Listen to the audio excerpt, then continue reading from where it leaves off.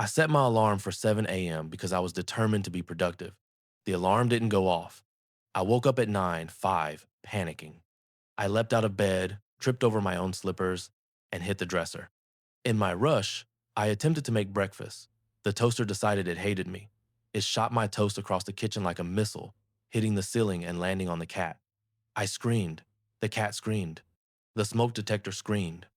I showered in 5 minutes flat, dressed in mismatched socks, and ran out the door, forgetting my phone. As I drove, I realized I also left the stove on. By 9:30, I had achieved total chaos and felt like the universe was personally punishing me for daring to sleep. So last week, I wanted to have a simple birthday celebration at home. I bought a cake, candles, and decorations. My cat, Mr. Sprinkles, had other plans. I left the cake on the counter for exactly 2 minutes. When I returned, Mr. Sprinkles had launched himself onto the cake and was now wearing frosting like a crown. I screamed. He hissed. My dog barked. Chaos ensued. I tried to salvage the cake with a knife. Mistake number one. Mr. Sprinkles swiped at the knife, sending frosting everywhere. The wall, floor, and even the ceiling were covered. My friend arrived right then and stared at me like I had just survived a natural disaster. I attempted to blow out the candles, but my hands were covered in frosting, making it nearly impossible. I muttered, "It's fine, totally fine," as the cat licked his victory. By the end, the cake was ruined, my hands sticky, and my dignity completely obliterated. Last week, I tried to have a simple birthday celebration at home. I bought a cake, candles, and everything. My cat, Sir Whiskers, had other plans. I left the cake on the counter for 2 minutes. That's it, 2 minutes. When I returned, the cake was a disaster. Sir Whiskers had jumped on the counter head first and was now wearing frosting like it was a fashion statement. I screamed, he screamed, the dog ran in circles, probably laughing at me. I tried to salvage the cake with a knife. Bad idea. Sir Whiskers decided to swipe at the knife, sending frosting across the kitchen like a Jackson Pollock painting. My wall, my floor, and my pride were all covered in sweet, sticky chaos. The candles wouldn't light properly. My friend arrived right at the moment I was sobbing into the remains of the cake. They tried to comfort me, but honestly, there was nothing left to comfort. Sir Whiskers stared at me from the counter like he just won a war. I thought I was being clever. I had a coffee in one hand, my laptop in the other, and I was walking to the office like a responsible adult. This was my first mistake. About 2 steps from the door, a pigeon appeared out of nowhere. It startled me. My coffee leapt like a caffeinated dolphin and decided to baptize my laptop. My keyboard screamed silently as I tried to save it with one hand, spilling coffee everywhere, my shoes, my pants, my pride. A coworker walked past and said, "You okay?" I froze. Then I yelled, "I am fine," just giving the laptop a shower. They didn't look convinced. By the time I got to my desk, my laptop smelled like a caramel latte and my socks were sticky. I tried to clean up, but every paper I touched now had coffee fingerprints like I was signing autographs for ghosts. Later, IT asked if I needed help. I nodded slowly, praying they wouldn't notice the small puddle of brown slowly creeping under my desk. Lesson learned. Coffee is dangerous, pigeons are evil, and I am very bad at adulting. I live on the 12th floor. Usually, I take the stairs because I like to feel like I'm accomplishing things. But this day, I was tired, lazy, and wearing socks with holes perfect storm. I stepped into the elevator. There was a guy in a suit, headphones in, pretending the world didn't exist. I pressed the button. The elevator made that soft ding sound, then shook violently. Is this normal?" I asked. The man shrugged and kept listening to music like a Zen monk. Suddenly, the elevator stopped. The lights flickered. I panicked. I pressed all the buttons. Nothing. "Don't worry," said the man finally. "It happens sometimes." "Sometimes?" I shouted. "Sometimes what? This elevator turns into a death trap?" He shrugged again. I sat down like a child, hugging my knees. Then the elevator made a loud clang and opened one floor down from mine. We all got out shaken. He whispered, "That's the fun part." Fun part? I will never ride an elevator again. Last Tuesday, I decided to reheat leftover spaghetti. Simple, right? I put it in the microwave, pressed start, and confidently walked away to check my phone. About 30 seconds later, I heard a sound that could only be described as apocalyptic. I ran back to the kitchen to find my spaghetti had exploded. Tomato sauce coated the microwave walls, the ceiling, my shirt, and somehow my cat, who was sitting on the counter judging me. I opened the microwave cautiously, expecting some calm leftovers. Instead, I was greeted by a sticky, red horror scene. The spaghetti had formed a web of noodles across the interior like it was alive, plotting revenge. I grabbed paper towels and started cleaning. Every swipe made it worse. Sauce splattered on my face. The cat jumped down, stepped in the mess, and tracked noodles across the kitchen floor. At this point, I was screaming at the universe. Then my smoke detector joined in. The shrill alarm echoed through the apartment like the opening scene of a disaster movie. I waved towels at it. Nothing. The smoke detector was relentless. Finally, after 15 minutes of scrubbing, I sat down, sticky, exhausted, and covered in pasta. I realized that in the battle between humans and leftovers, leftovers always win. I went to a store and decided to try the self checkout for the first time. Confident, responsible, ready. I scanned the first item. It beeped angrily. I scanned the second. Angry beeps again. Then it yelled, "Unexpected item in bagging area. My backpack wasn't even on the counter." I waved my hands, muttered apologies, and attempted to scan my items again.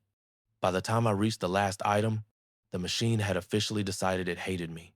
A line formed behind me. People stared. A small child pointed. Finally, the attendant came over. I muttered, "It's my first time," which was a lie. I had failed at self checkout before. She fixed the problem. I left with my groceries, a few muttered insults to the machine, and a deep understanding that technology is out to humiliate humans. So last Thursday, I decided to be a responsible adult and go grocery shopping after work. I had a list, reusable bags, and a sense of pride that only comes from pretending you have your life together. Everything was going fine until I reached the produce aisle. I was juggling a bag of apples in one hand and a carton of eggs in the other when I decided I could handle one more thing: a watermelon. A huge, suspiciously heavy watermelon. I put it on top of the pile I was carrying. My brain said, "This is fine." My spine said, "Absolutely not." As I turned to grab a cucumber, the watermelon rolled. Slowly. At first, I thought I could catch it. Then I realized I could not. It slipped out of my arms like it had a vendetta and fell directly onto a display of oranges, sending them flying in every direction like tiny citrus missiles. The eggs flew, the apples bounced, and I slipped on a rogue orange, landing flat on my back with the watermelon somehow balancing on my knee. The cashier screamed, the old lady in the corner shrieked, a toddler clapped like it was the best show ever. I lay there for a full 10 seconds, trying to decide if I should pretend to faint or just accept defeat. My dignity was already somewhere in the frozen food section. A store employee rushed over. "Are you okay?" she asked, trying not to laugh. I nodded weakly. "Yes, totally fine. Just testing gravity." By the time I got up, half the aisle was destroyed. The kid was still clapping. My bag of groceries was a mess of fruit and shame. I limped to the checkout, pretending that nothing had happened, while internally planning to never leave my apartment again. So last Saturday, I decided to finally do laundry, something I'd been putting off for, let's say, a morally questionable amount of time. I gathered my clothes, shoved them into the washing machine, and confidently pressed start. I then realized I had forgotten to separate whites from colors. By the time I returned an hour later, my favorite white t-shirt had turned a pale shade of purple. I screamed, not a normal scream, a scream that probably startled three neighbors and at least one raccoon outside. Trying to salvage the situation, I tossed the shirt into the dryer. Of course, I forgot a sock inside. The dryer proceeded to eat the sock, leaving behind what I can only describe as a lint filled tragedy. Thinking I was safe, I folded the rest of my laundry. That's when I noticed the sock disaster wasn't contained, it had leaked lint all over my bedspread. My bed looked like it had been attacked by a snowstorm of despair. I called my mom for advice. She laughed. She laughed like it was my fault I had been born. I decided to go for a walk to calm down, only to step in wet paint on the sidewalk. By the end of the day, I smelled like detergent, had lint in my hair, and realized life is a series of tiny humiliations, all conspiring against me. I went to the library to study, thinking I would be productive and scholarly. I sat down, pulled out my laptop, and tried to concentrate. Mistake number one, I hadn't accounted for the absolute silence. I sneezed. Not just a small sneeze, a loud, dramatic sneeze that echoed like a thunderclap. Everyone in a 10-foot radius froze and stared. I muttered, sorry, in what I hoped sounded like a whisper, but it probably came out like a scream. Then my backpack slid off the table, spilling notebooks, pens, and a half eaten granola bar onto the floor. Papers fluttered across the aisles like confetti at a wedding. I crawled around picking them up, desperately hoping no one noticed me failing at basic adulting. As I returned to my seat, my chair made a loud squeak. The entire row of students turned, and I realized my dignity was officially gone. I tried to focus, but then my phone, which I had forgotten to silence, loudly announced, "It's Taco Tuesday." Everyone looked at me. I threw the phone under the table, muttering, "It's an emergency." By the end of the hour, I had 3 pins stuck to my shirt, a granola bar smeared across my notebook, and a mental note, next time, maybe studying at home is safer. I joined a gym to get in shape, which really means pay money and be judged silently by strangers. I tried the treadmill. Everything was going fine until I accidentally pressed the speed button. Not a small increased max speed. I flew backward, narrowly avoiding the water fountain, and landed on a yoga mat like a rag doll. Everyone stared. I tried to look like it was a new exercise trend. Then I tried lifting weights. I picked up what I thought was a small dumbbell. It wasn't. It was heavy. I dropped it. It bounced once, twice, and hit the trainer's foot. He yelled, I apologized, and internally I plotted revenge on all gym equipment ever. By the end of the hour, I had sweated through my shirt, bruised my ego, and left with my pride on the treadmill. So a few months ago, I went to the dentist after ignoring my appointment for, let's say, longer than recommended. I convinced myself it would be quick, in and out, no big deal. From the moment I walked in, I should have known chaos was coming. The receptionist greeted me with that scary, polite smile like, welcome, we've been waiting to judge your dental habits.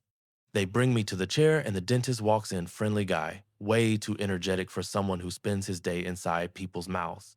He says, so, how often do you floss? I panic. My brain shuts down. I say, sometimes. He raises an eyebrow. Sometimes?